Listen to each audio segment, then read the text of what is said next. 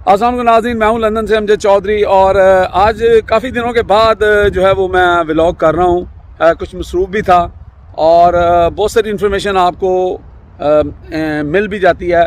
London में आजकल आपको पता है कल जो क्वीन दोयम थी उनका फ्यूनल है। वैसे यहाँ के एक MP हैं नॉर्थ के, उन्होंने अल्टीमेट रिस्पेक्ट दी, तो उन्होंने वो जो उनका क्वीन का तबूत पड़ा हुआ था उसको सजदा कर दिया और वो बड़ा इस वक्त जो है यहाँ पे ज़ेर बहस बना हुआ है कि जी ये कैसे हो सकता है और ये क्यों किया गया और ये वो ना किसी ने वो पिक्चर जो है वो वीडियो जो है वो वायरल कर दिया। उसके अलावा जो इंडियन है वो अपने तरीके से रिस्पेक्ट दे रहे हैं।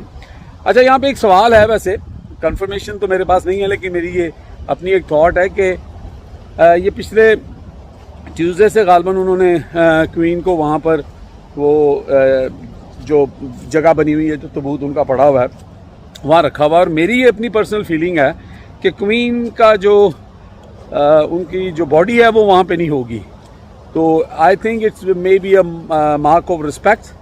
तो वो लोग वहाँ पर आते हैं तो वो बस एक माहौल बना हुआ और वो लोग जो है ना वहाँ पे ट्रिब्यूट करके चले जाते हैं।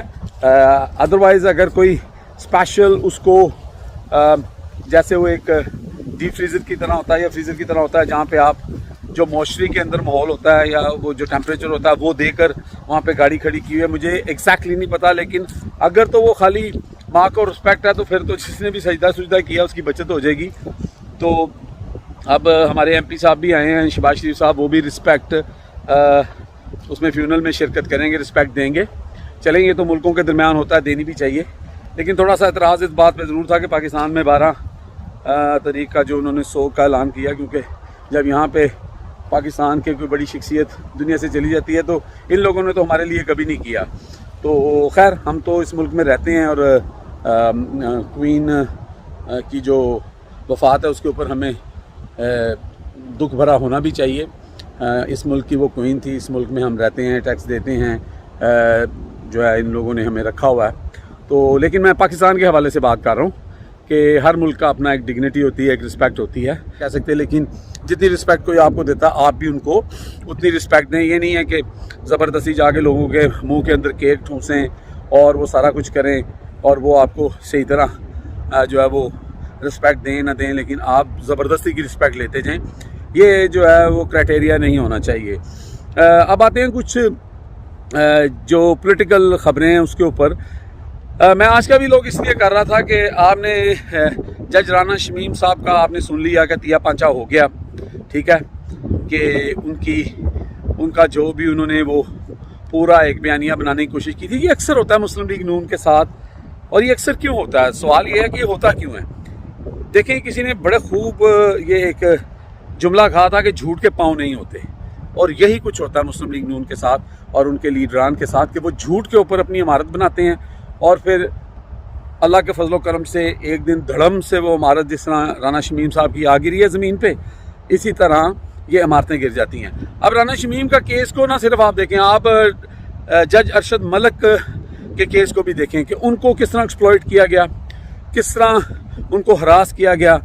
शायद उनका हार्ट अटैक जो है उसकी एक रीज़न ये भी थी। ये ताकतवर लोग हैं, ये किसी की भी वाट लगा सकते हैं। तो बहरहाल राना शमीम साहब, मुझे लगता है कि खुरा जो है वो कहते हैं ना बुरे दे घर तक जा रहा सी, तो इसलिए फिर उन्होंने, मुझे लगता है कि माफ़ी मूफ़ी मांग के और वो कर लिया। लेकिन 2 साल तक जो हमारे ऑनरेबल चीफ जस्टिस थे उनकी जो बदनामी हुई, जो उनके बारे में अलकाबात जो सोशल मीडिया के ऊपर उनको जो लोगों ने लताड़ा, उसका ज़िम्मेदार कौन होगा? तो मेरे ख्याल से कि हमारी जो कोर्ट्स हैं उनको एक एग्जांपल सेट करनी चाहिए उनकी। ये या तो उनको वादा माफ गवाह बनाकर और उनको कहें कि बुरे के घर तक लेके जाएं, ठीक है, ताकि लोगों को पता लगे कि इस कहानी के पीछे है कौन था। सबको पता है कौन था। ये जब केस शुरू हुआ तो जब राना शमीम ने ये एफिडेविट दिया था, अंसार अब्बासी साहब ने इसको जो है वो किया था, तो अपना मैं उस वक़्त जो है वो उसी दिन, यानी कि ये नवंबर की डेट थी, मुझे याद नहीं एग्जैक्टली क्या डेट थी, मैंने फ़ौरन जब ये ख़बर छपी तो मुझे मैं चैनल 5 के साथ मुंसलिक हूँ, तो मुझे कहा गया कि जी आप इसके बारे में इंफॉर्मेशन लें। तो मैंने ये ब्रेक भी की और मैंने फ़ोन किया चार्ल्स दी कुदरी को, जो अपना नोटरी पब्लिक थे, और उनसे मैंने टाइम वगैरह लिया और मैंने पूछा कि ये एफिडेविट जो है आप कितने में बना देते हैं। वो कोई 96 पाउंड या 100 पाउंड का उन्होंने टोटल खर्चा बताया। उसके बाद वो होटल भी विज़िट किया जहाँ राना शमीम ठहरे थे। उसके अलावा यहाँ के काफ़ी जर्नलिस्ट ने उसको पूरी स्टोरी को डिग आउट भी किया और बताया कि ये सब मिली भगता है, लेकिन उस वक्त चूँकि एक नैरेटिव बनाया हुआ था और राना शमीम साहब जो हैं वो इंटरव्यू पे इंटरव्यू दे रहे थे। उनके बेटे जो हैं वो यहाँ पे कभी कहते थे कि जनाब ये नॉन अल्कोहल बियर है और ये है, ये वो है, वो भी लाइमलाइट में आए हुए थे। तो कहने का मतलब सिर्फ ये था कि आप सिर्फ इस बात से अंदाज़ा लगा लें कि ये किस तरह झूठ बुनते हैं और किस तरह उसको मिल के ये हमारा मीडिया जो है, ये बकाऊ मीडिया, ये लफाफा मीडिया जो इमरान खान कहते हैं, और ये किस तरह उसको जो है प्रोजेक्शन उसकी करता है। आज क्यों नहीं उसके ऊपर बात हो रही? आज क्यों नहीं ज़लील ख्वार किया जा रहा उन किरदारों को, या इवन राना शमीम के बारे में क्यों नहीं ये बात की जा रही कि उन्होंने इतना बड़ा ब्लंडर कैसे किया और उनके पीछे कौन था?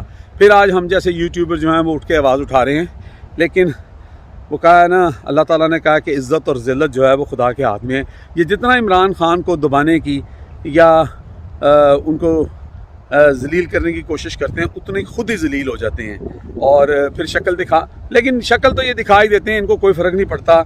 ये जनाब गोंगलों से मिट्टी झाड़ देते हैं, क्योंकि ये मीडिया ही है ना, मीडिया इनको फिर हीरो बना के पेश कर देता है। तो मैं तो सिर्फ यही कहूँगा कि झूठे पे खुदा की लानत, और जो भी झूठ बुनता है, वो इमरान खान हो, वो नवाज शरीफ साहब हों, वो मरीम हो, वो शहबाज शरीफ हों, या वो जरदारी साहब हों, कोई भी अगर झूठ का साथ देता है और झूठ बात करता है और झूठ बयानियाँ बनाता है, तमाम झूठों पर खुदा की लानत। यही आज का मेरा व्लॉग था। अपना और अपने लोगों का ख्याल रखें। Take care. अल्लाह हाफ़िज़। पाकिस्तान जिंदाबाद।